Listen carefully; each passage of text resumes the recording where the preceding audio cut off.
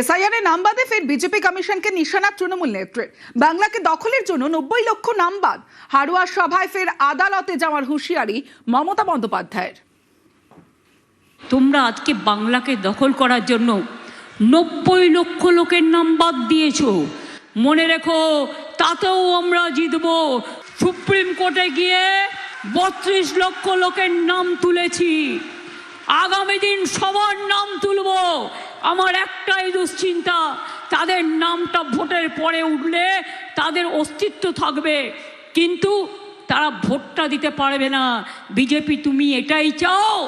পুরো গণতন্ত্রকে চৈত্র মাসের সেলের মতো বিক্রি করে দিয়েছো। তোমাদের জন্য কনসেশন আর সাধারণ মানুষের জন্য deletion. Every action has a reaction. মনে রাখবে, কোনো দিন মানুষ তোমাদের ক্ষমা করবে না। বিজেপির রাজ্যে বাংলা বললে অত্যাচার, বাংলায় কথা বললেই অনুপ্রবেশকারী তকমা। বিজেপি নেতারা বাংলায় অনুপ্রবেশকারী। বিজেপি ক্ষমতায় এলে মাছ মাংস বন্ধ, তোপ মমতা বন্দ্যোপাধ্যায়ের। বিজেপি রাজ্যে মাছ খাওয়া যাবে না, মাংস খাওয়া যাবে না, ডিম খাওয়া যাবে না, সব করে দিয়েছে বন্ধ।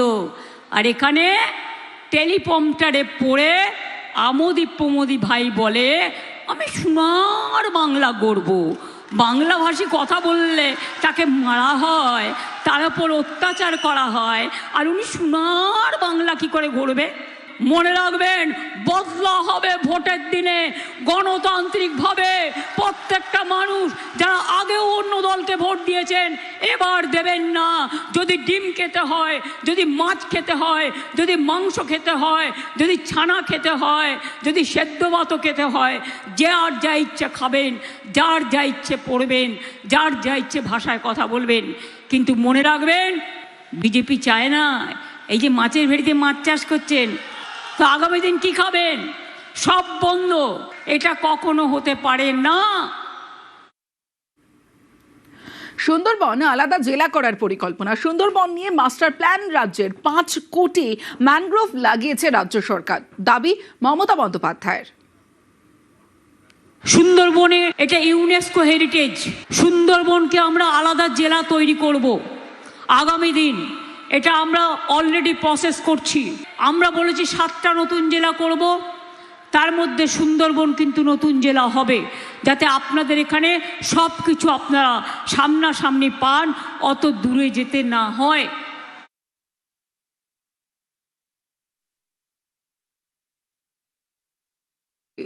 দুর্নীতি অনুপ্রবেশকারী মুক্ত বাংলা থেকে 7ম পে কমিশন। মোদির মুখে 6 প্রতিশ্রুতি।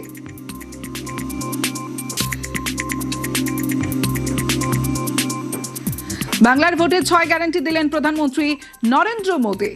অপরাধীদের রেহাই নয়, 6 গ্যারান্টি। মোদীর 6 গ্যারান্টির মধ্যে রয়েছেন অনুপ্রবেশকারীদের বিরুদ্ধে পদক্ষেপ, শরণার্থীদের আশ্রয়। মোদীর 6 গ্যারান্টিতে বাংলায় 7ম পে কমিশন চালু। मैं पश्चिम बंगाल को 6 गारंटियां देता हूं। मोदी की पहली गारंटी, टीएमसी ने सरकार और सरकारी सिस्टम को भय का माध्यम बनाया। बीजेपी सरकार कानून पर भरोसा लौटाएगी। मोदी की दूसरी गारंटी, सरकारी सिस्टम जनता की सेवा के लिए जवाबदेह होगा। मोदी की तीसरी गारंटी, हर घोटाले, हर करप्शन, हर रेप केस की फाइलें खुलेगी। मोदी की चौथी गारंटी, जिसने भी करप्शन किया है उसकी जगह जेल में होगी। मंत्री हो या संतरी, कानून सबका हिसाब करेगा। मोदी की 5वीं गारंटी, जो शरणार्थी हैं संविधान के तहत हर हक मिलेगा, लेकिन जो घुसपैठिए हैं उनको खदेड़ा जाएगा।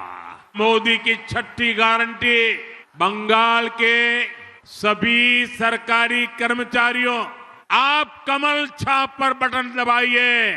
बीजेपी सरकार बनते ही 7th पे कमीशन लागू करवाएंगे, ये हमारी गारंटी है। ফের পদ্মে প্রার্থী কাটা, আবারও একই আসনে পদ্ম প্রতীকে দুজনের মনোনয়ন। কোথাও আবার বিজেপি নেতা দাঁড়িয়ে পড়লেন নির্দল হিসেবে।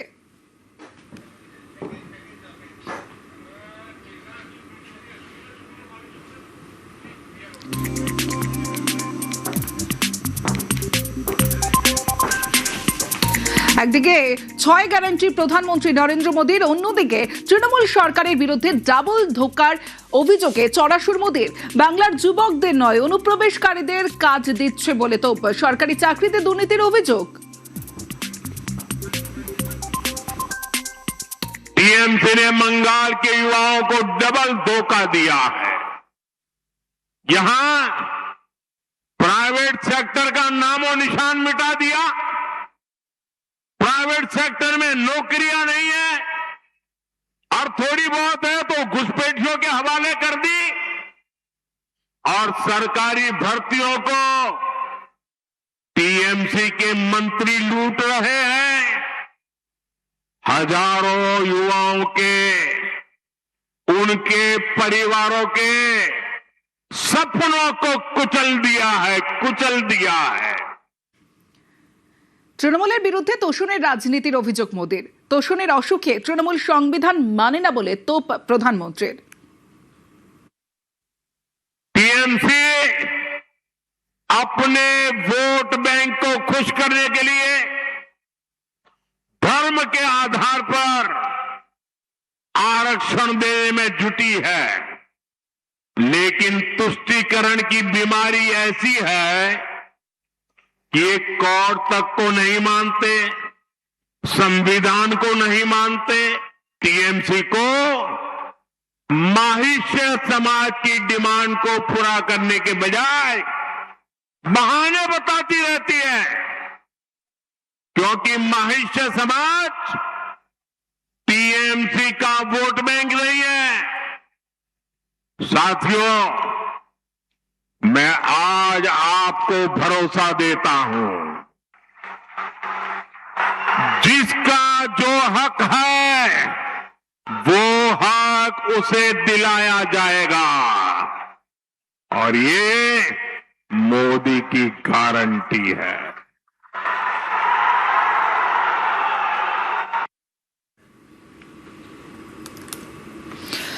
ফের পদ্মে প্রার্থী কাটা, আবারও একই আসনে পদ্ম প্রতীকে দুজনের মনোনয়ন।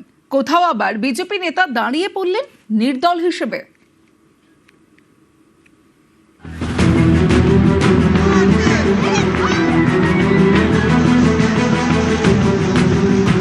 বিজেপির দাবি 26-এ তারাই বাংলা দখল করবে। সেই মতো কোমর বেঁধে নামছে গেরুয়া শিবির।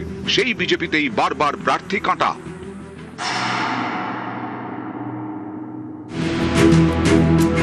নদিয়ার কৃষ্ণনগর উত্তর বিধানসভা আসন 21-এ এই কেন্দ্রে বিজেপির টিকিটে যেতেন মুকুল রায়।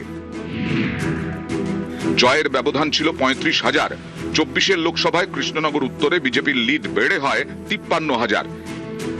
এরকম একটি আসনে এবার পদ্মে প্রার্থী কাটা। কৃষ্ণনগর উত্তরের বিজেপি প্রার্থী হিসেবে অনেকের নাম নিয়ে গুঞ্জন শোনা যাচ্ছিল। 4 এপ্রিল পঞ্চম তালিকায় কৃষ্ণনগরের উত্তরের প্রার্থী ঘোষণা করে বিজেপি। টিকিট দেওয়া হয় তারকনাথ চট্টোপাধ্যায়কে। বিজেপি কর্মী সমর্থকদের অনেকেই এটা মেনে নিতে পারেননি, শুরু করে দেন বিক্ষোভ।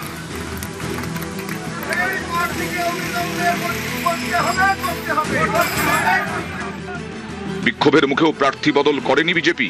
সোমবার পদ্মের প্রতীকে মনোনয়ন জমা দেন তারকনাথ চট্টোপাধ্যায়। বুধবার কৃষ্ণনগর উত্তরে মনোনয়ন জমা দেন বিজেপির প্রবীণ নেতা চঞ্চল বিশ্বাসও।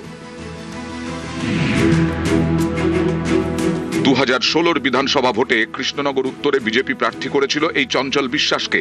তিনি সেবার হেরে যান। সেই চঞ্চল বিশ্বাস এবারেও মনোনয়ন জমা দিয়েছেন, যদিও দল টিকিট দিয়েছে তারক চট্টোপাধ্যায়কে।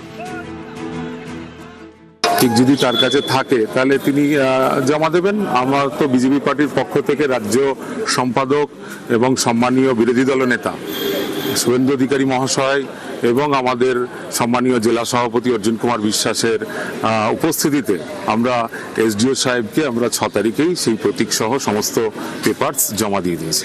অযোগ্য প্রার্থীকে দিয়ে কৃষ্ণনগর শহরটাকে হারিয়ে দেবে, এইটা আমরা চাচ্ছি না। প্রথম কথা হচ্ছে তার ওই নমিনেশন ইনকমপ্লিট, পুরো কমপ্লিট হচ্ছে কিনা আমার জানা নেই, কালকে পর্যন্ত হয়নি।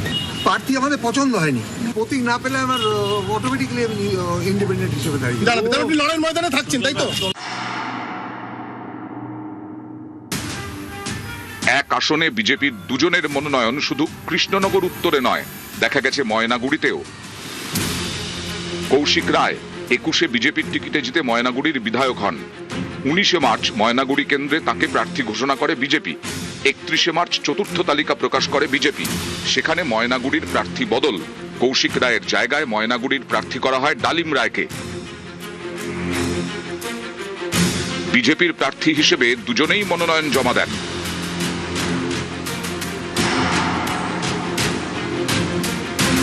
উত্তর 24 পরগনার গাইঘাটাতেও পদ্মে প্রার্থী কাটা।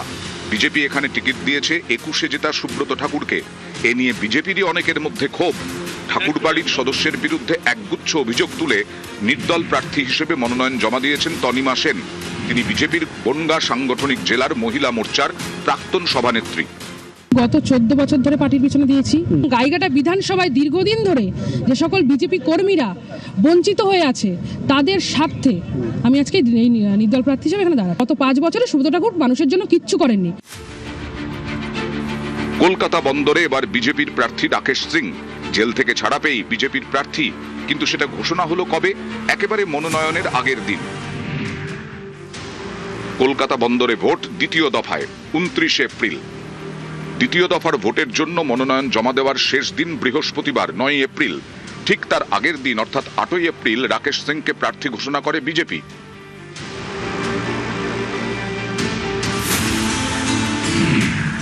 দক্ষিণ 24 পরগনার বিষ্ণুপুরে দুবার প্রার্থী বদল করেছে বিজেপি। প্রথমে প্রার্থী হিসেবে ঘোষণা করা হয় অগ্নিশ্বর নস্করের নাম, তারপরে প্রার্থী বদল করে বিশ্বজিৎ খাঁয়ের নাম ঘোষণা করা হয়। গত 4 এপ্রিল বিষ্ণুপুরে ফের প্রার্থী বদল করে বিজেপি। টিকিট দেওয়া হয় অভিজিৎ সর্দারকে।